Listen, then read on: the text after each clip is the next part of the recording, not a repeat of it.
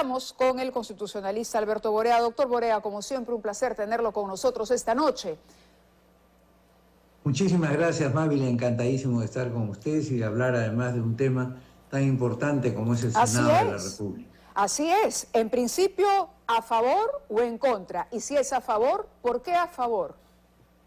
Absolutamente a favor, Mávila. Este es un reclamo de la razón, que la sinrazón, digamos, dejó de lado cuando el golpe de 1992 y luego en el texto de 1993, con una serie de argumentos que se dijeron fundamentalmente de manera apresurada y que demostraron no ser exactos, y que hemos tenido cada vez un Congreso que ha sido menos representativo, menos, vamos a decir, digamos, alturado, menos capaz, y que no ha llenado las expectativas de ir avanzando a la par de lo que se iba avanzando en la sociedad en las últimas décadas. Creo que un Senado como el que tuvimos, el último que tuvimos entre el 90 y el 92, donde hubo personajes de la mayor valía, como el caso de Luis Alberto Sánchez, de Javier Vallerriestra, de Juan Inchauste y de Manuel Ulloa, de Gastón Acurio, en fin, de Raúl Ferrero, de Beatriz Merino, en fin, todos ellos realmente le daban al país, Máximo San Román también, mira, Enrique Bernales, que era uno de los grandes senadores que tuvimos, realmente le daban al Perú la tranquilidad de que ese matiz necesario para que las leyes no fuesen atolondradas, sino que fuesen reflexionadas, pensadas, diera ese fruto en donde se produjeron leyes sumamente importantes que luego no se han repetido lamentablemente en el curso de todos estos 30 años ya, ¿no? Ahora, de acuerdo a los requisitos, ¿estaría garantizado que quienes integraran esta Cámara de Senadores tuvieran, digamos, ese plus que se requiere para una Cámara revisora? Y le digo esto porque, de acuerdo al proyecto, para ser elegido senador se requiere ser peruano de nacimiento, haber cumplido 45 años al momento de la postulación o haber sido congresista o diputado y gozar del derecho de sufragio. Esos son los requisitos para ser senador. En el caso de los diputados se requiere ser peruano de nacimiento, haber cumplido 25 años al momento de la postulación y gozar de derecho de sufragio. Es decir, básicamente la diferencia está en la edad, ¿no? En tener 45 años al momento de la postulación para ser senador o tener, digamos, 5 años acumulados como congresista o diputado. ¿Esto garantiza, le parece que es suficiente para que esta Cámara de Senadores cumpla con el objetivo que debería cumplir?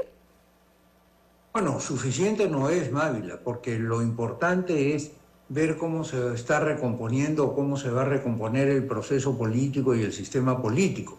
Los partidos no han sido bien pensados, lamentablemente. La reforma que se impulsó en la época de Vizcarra fue muy mala, no ha contribuido a consolidar los partidos, sino al contrario, a desmoronarlos y a permitir que en los mismos no se haga escuela como se hacía antes y no se haga una suerte de avance por escalones en los distintos partidos políticos, de tal manera que quien había sido concejal normalmente pues después pasaba a ser candidato a alcalde o pasaba a ser candidato a diputado y al final candidato a senador. O sea, era una suerte de calificación por resultados que se daba al interior de cada partido político, lo cual es fundamental. Y por eso hay que entender que los partidos políticos tienen que desarrollar su propio criterio para la selección de candidatos, porque resulta verdaderamente altamente demagógico, y además en un país en donde no hay integración entre la sociedad y los partidos políticos,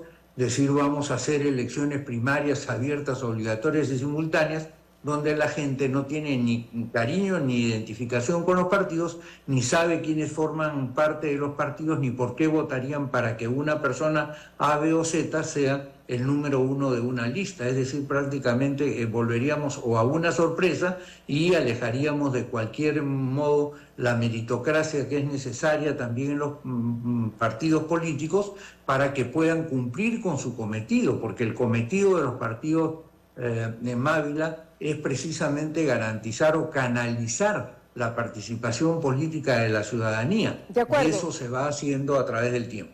Entonces, ¿usted no está de acuerdo con las primarias tal y como están planteadas ahora. Absolutamente, no. Me parece verdaderamente un sinsentido. Claro, y para que el público, claro, sí, para que el público lo entienda, explíquenos por qué no, porque todos los peruanos estaríamos de alguna manera obligados a participar en esas primarias, ¿correcto? Es decir, tendríamos que ir a votar para elegir al candidato de cada uno de los partidos, para entender la lógica de eso. En primer lugar, ¿cuánta gente en el Perú está identificada con algún partido político? Menos del 1%. En consecuencia, el 99% concurriría a votar porque es obligatorio en un partido al que no conoce, cuyos estatutos, cuya doctrina, cuyos postulados no comparte, y en segundo lugar, cuya historia de quienes forman parte de ese partido no la tiene clara. En consecuencia, terminaría siendo simplemente una suerte de aventura o eventualmente concurriendo a votar para no pagar la multa, pero de ninguna manera se podría decir que ahí se está realizando un acto deliberativo serio capaz para llevar al Congreso de la República a personas que han sido calificadas para eso. Para esa calificación deben de estar los propios partidos, es decir, yo recuerdo, por cierto, las escuelas de dirigentes del Partido Aprista con Ángel Latorre, las escuelas de formación con Luis Bedoya Reyes, las charlas que siempre dictaba Héctor Cornejo Chávez, los coloquios o los conversatorios que hacía Fernando Belaúnde. Entonces tú tenías efectivamente partidos en serio en donde, digamos, los cuadros se iban formando. Pero hoy día tú pasas del show de televisión a la candidatura a la presidencia de la República o de ser un magnífico voleibolista o un gran futbolista, lo cual me parece muy bien y además yo los aplaudo porque me gusta el deporte, pero los aplaudo en tanto están en una cancha de deportes y no en tanto pasan a ser congresistas o senadores de la República, porque al final de cuentas para eso sí no se prepararon. Entonces tú no puedes hacer de la política una suerte de farándula en donde de buenas a primeras dices voy a votar por fulano, ¿y por qué? No sé. ¿Y por qué vas a votar por ese partido? Porque el local queda en la esquina de mi casa y en consecuencia no voy a tenerme que mover mucho para poder, digamos, cumplir con ese deber y en consecuencia ya salir del encargo, ¿no es verdad? Claro, entiendo. Yo creo que ese es un muy mal sistema. El reto hoy por hoy entonces recae y lo tienen enfrente los partidos políticos. Deberían de tenerlo. Deberían asumirlo. Hay que ver si hacen la tarea. Ahora, lo otro es que de aprobarse esto y por la cantidad de votos con las que se ha aprobado, uno presume que no habrá ningún problema para que en la siguiente legislatura reciba el mismo respaldo. Es decir, uno que otro podría retroceder, pero difícilmente se va a revertir una votación tan abrumadora como esta. Eso quiere decir que en 2026, eventualmente que se realicen las elecciones, muchos de los actuales integrantes del Parlamento podrían postular para la Cámara de Senadores. ¿No es esta una medida impopular cuando se ha votado en un referéndum la no reelección de congresistas? ¿Puede tener algún rechazo por parte de la ciudadanía que eso ocurra?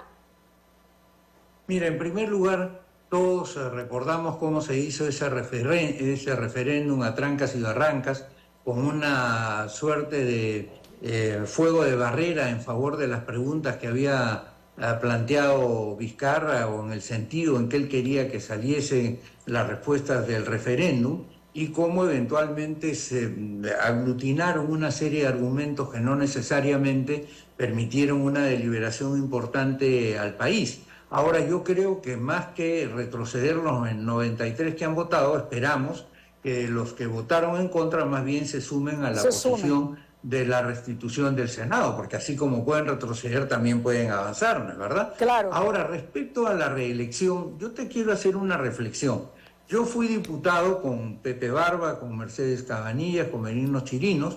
Fuimos diputados entre los años 85 y 90. Sí. Y para las elecciones de 90, de los 180 diputados que éramos, nos presentamos a la reelección 23 diputados. De esos 23 solamente ingresamos al Senado 4.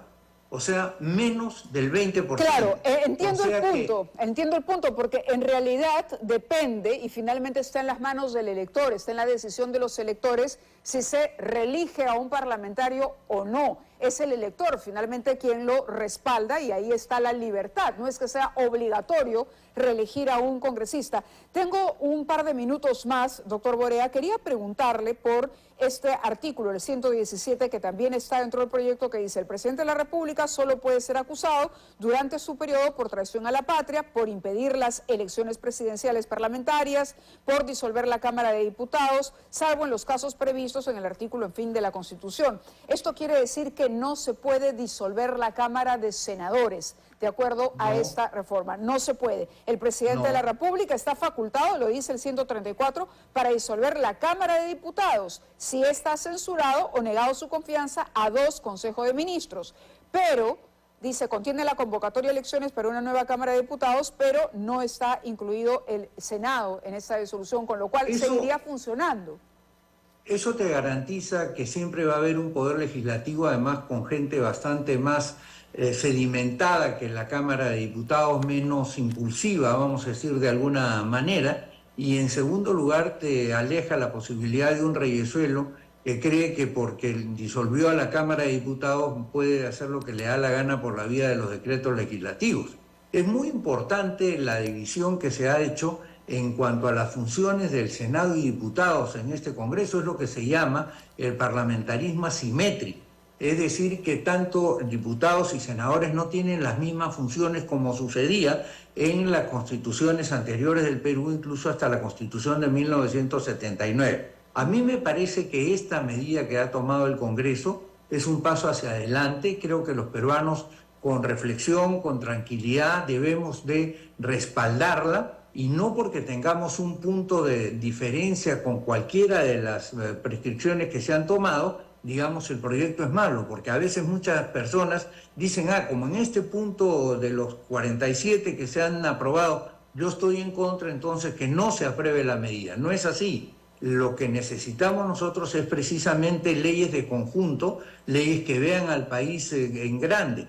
Yo, por ejemplo, no estoy de acuerdo, por decirte algo, en que los candidatos a la presidencia puedan ser candidatos a senadores o a diputados, pero por el contrario pienso que aquellos que son candidatos a la presidencia, pero que obtienen 7 u 8%, entren como supernumerarios al Senado de la República, porque tienen una personería de representación que permite que haya un diálogo constante en el Congreso de la República, en el que bajen directivas y puedan tomarse medidas de consenso en el país. Muchísimas gracias, doctor Borea. Sobre este último punto, simplemente claro, y de alguna manera es hacer responsables a los candidatos a la presidencia, es decir, que no porque perdieron se desentiendan luego del arrastre que han tenido y de las bancadas que han llevado el Parlamento. Hay candidatos a la presidencia que aparecen, perdieron y luego simplemente uno no los ve y no terminan participando de la discusión política.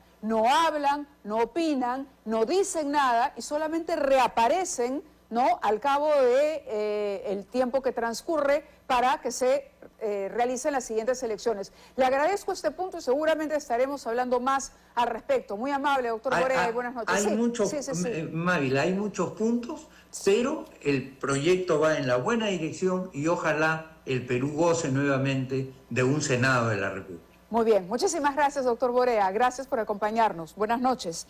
Gracias a ti. Vamos a referir